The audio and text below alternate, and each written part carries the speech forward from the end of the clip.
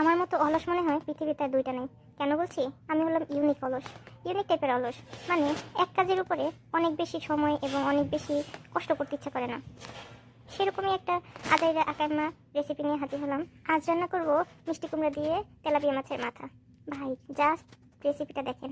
আমি আমি দেখেছি তো দূরে থাক, এরকম রেসিপির আগেও কখনো আমি নিজেও খাইনি, রান্নাও করিনি। আজকেই ফার্স্ট টাইম। দেখেন তেলাপিয়া মাছটাকে যে কড়াইতে ভাজতে শুরু করলাম, সেই কড়াইতেই সব লবণ হলুদ দিয়ে মোটামুটি একটু উল্টে পাল্টে একটু ভেজে নেবো হালকা। তেল দেওয়ার স্টাইল দেখছেন? একদম সামান্য।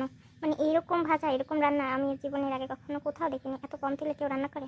তো সিম্পলি কী করে সবাই এইরকম সময়ে ভেজে নিয়ে উঠিয়ে রাখে আরেকটা বাটিতে। এখানেই আমার আলসেমি।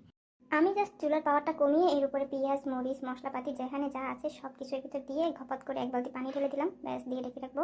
এখনই দেখবেন যে কষানো হয়ে গেছে, সুন্দর ম্যাজিক হয়ে গেছে, তাই না?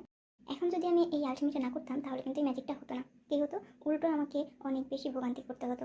এই বাটিতে রাখো, বাটিতে রেখে আবার নতুন করে মশলা দিয়ে তারপরে হচ্ছে কষিয়ে টষিয়ে আবার রান্না করো। তো দেখো এখন একদম হয়ে গেছে সুন্দর করে। এখন মিষ্টি কুমড়োগুলো দিয়ে ঢেকে রাখবো।